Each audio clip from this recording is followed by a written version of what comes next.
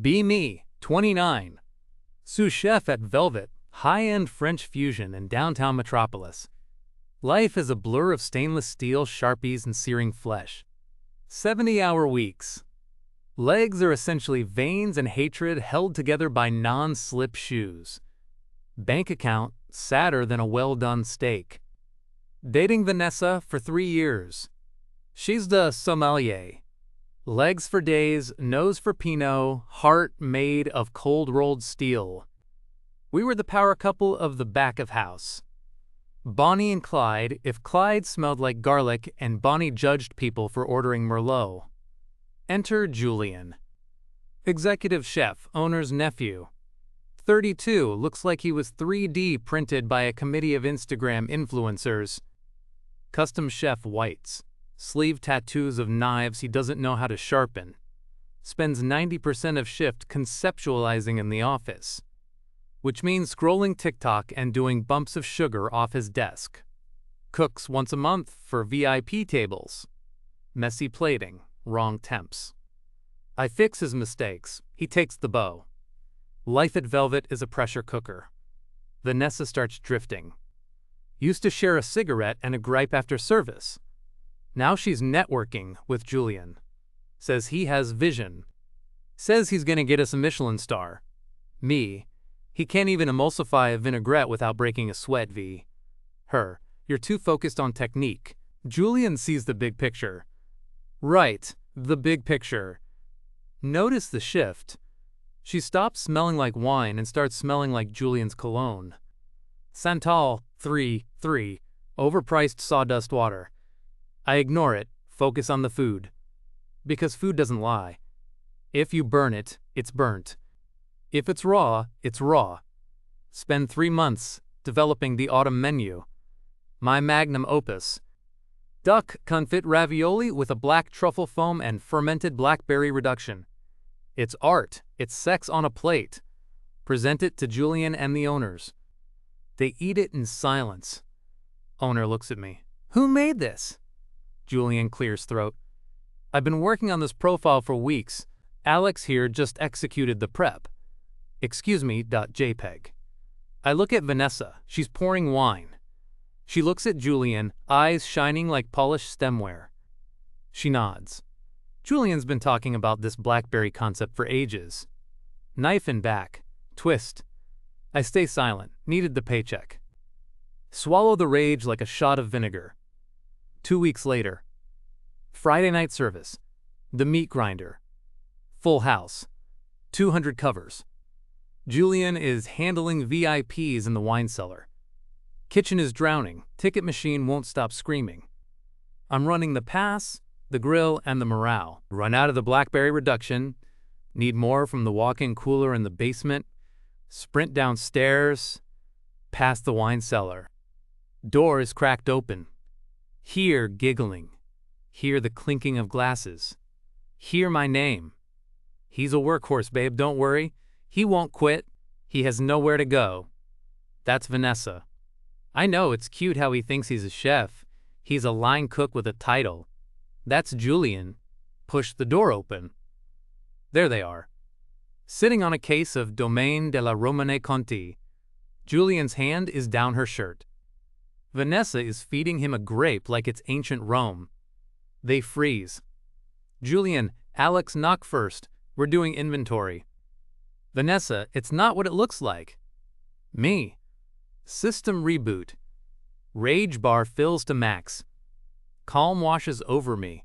The kind of calm before a tsunami hits the reactor. I don't scream. I don't throw a punch. I just nod. Inventory. Got it. Turn around. Walk back upstairs. Kitchen is in chaos.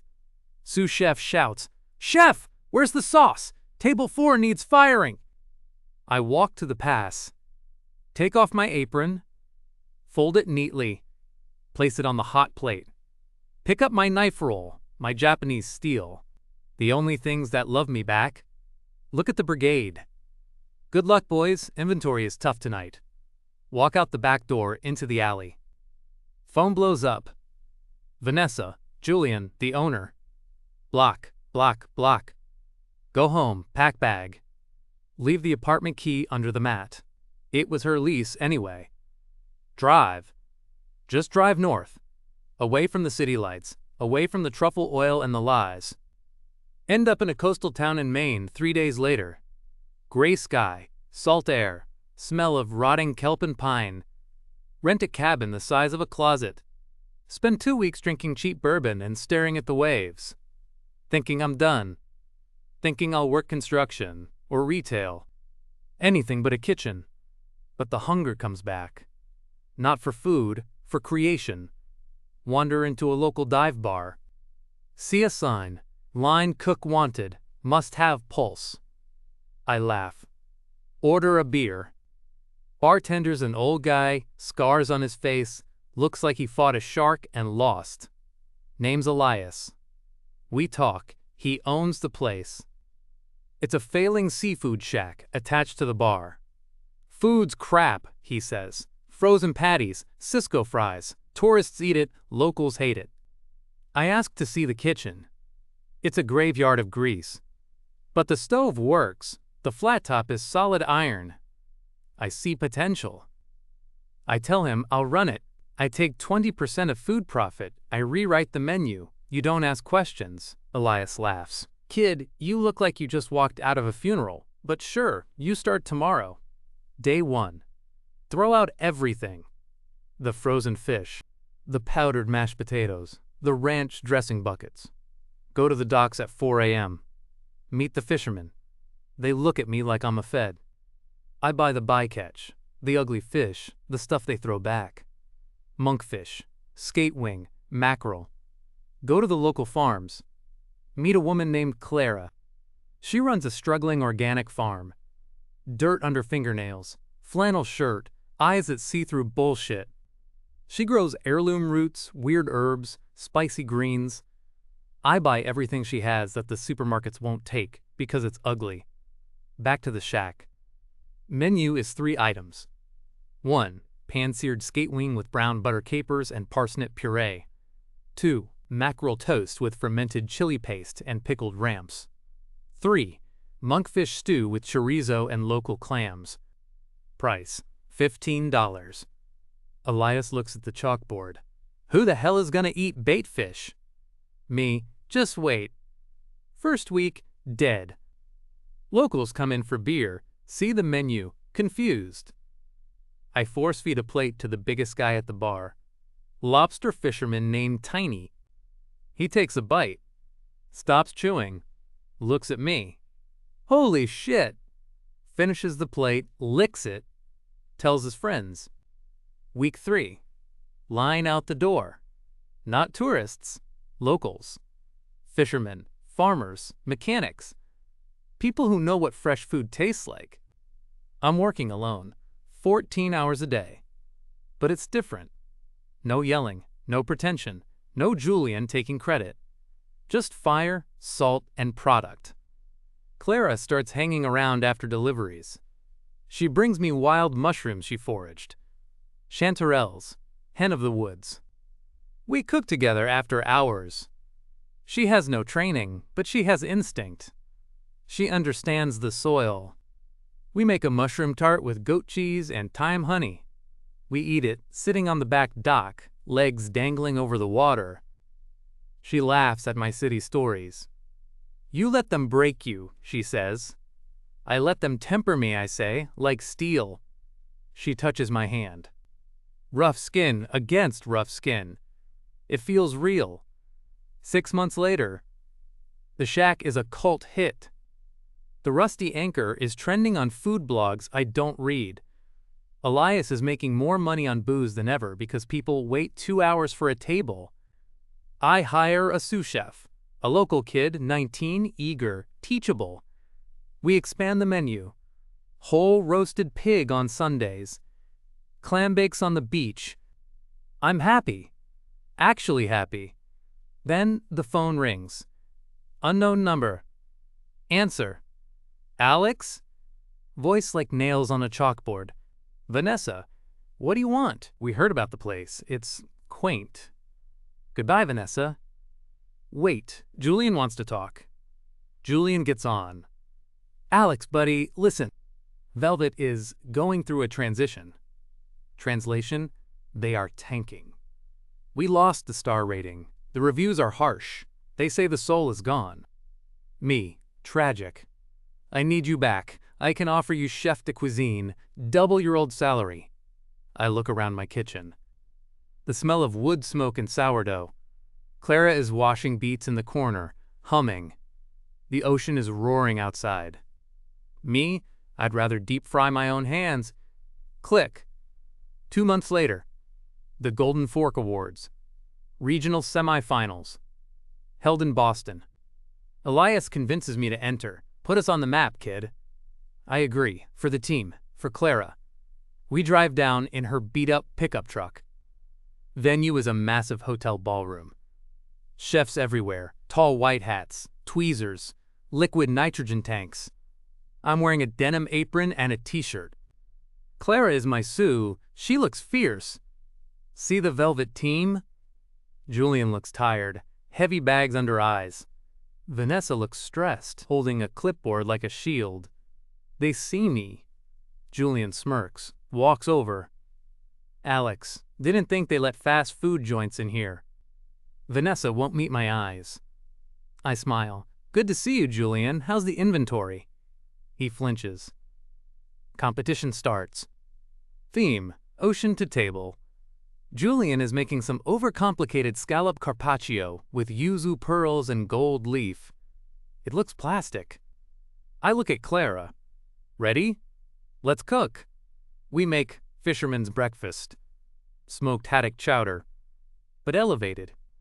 Stock made from roasted fish bones and lobster shells, simmered for 48 hours. Cream from Clara's neighbor's cow. Potatoes dug from the ground yesterday. Serve it with a hunk of grilled sourdough rubbed with garlic confit. Simple, rustic, ugly. Judges walk around. They stop at Julian's station. Taste, nod politely. Technically proficient, a bit cold. They come to my station. Look at the bowl of chowder. One judge, a famous French critic, raises an eyebrow. Soup in a competition?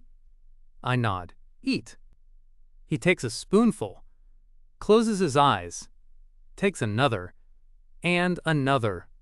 Doesn't speak for a full minute. Opens eyes, look wet. This tastes like coming home from the sea. He wipes his mouth. It has soul. Where did you find this soul? I point to Clara. I point to the ingredients. It was always there, you just have to not ruin it. Awards ceremony. Third place. Some molecular gastronomy place. Second place, velvet. Julian pumps his fist, thinks he won over me. First place, the rusty anchor. Room goes silent, then applause, real applause. I walk up, drag Clara with me. Accept the trophy, heavy gold fork. Microphone in hand. Look at the crowd, look at Julian. He looks like his operating system crashed, blue screen of death. Vanessa is staring at me, mouth open, regret.exe loading. I say into the mic, real food isn't about ego, it isn't about buzzwords or stealing credit, it's about feeding people. Drop the mic. Okay, I hand it back politely, I'm not a jerk. Walk off stage. Backstage. Julian and Vanessa corner me. Julian, Alex, wait, let's partner up. With your flavors and my brand. I laugh. A deep belly laugh. Julian, your brand is dead, and my flavors are mine. Vanessa steps forward, touches my arm. Alex, I miss you. We were good together. Maybe I could come up to Maine, manage the wine program? I look at her hand, then at her face. She's beautiful and empty. I look at Clara, standing by the truck, holding 2 beers, laughing with a janitor. She's real. I look back at Vanessa. We serve beer and whiskey, V, you wouldn't like it, and we don't do inventory in the cellar. Walk away. Get in the truck with Clara. Drive back to Maine. The rusty anchor explodes. Waitlist is 3 months long. New York Times calls it the most important restaurant in New England. I buy a ring. Not a diamond. A band of hammered silver made by a local smith. Proposed to Clara in the walk-in cooler, right between the hanging prosciutto and the pickled carrots. She says yes. 1 year later. Read an article. Velvet closed down. Bankruptcy. Julian is doing sponsored content for a blender company on Instagram. Vanessa is managing a chain steakhouse in the suburbs. Me? It's 5 a.m. Sun is coming up over the Atlantic. Mist on the water. I'm on the dock drinking coffee. Clara is asleep inside our house. We bought the farm next door. I smell the salt. I smell the wood smoke. Life isn't a spreadsheet or a Michelin guide. Life is what you make with your own 2 hands. And damn, it tastes good. Pick related, it's me holding a massive tuna, smiling like a lunatic.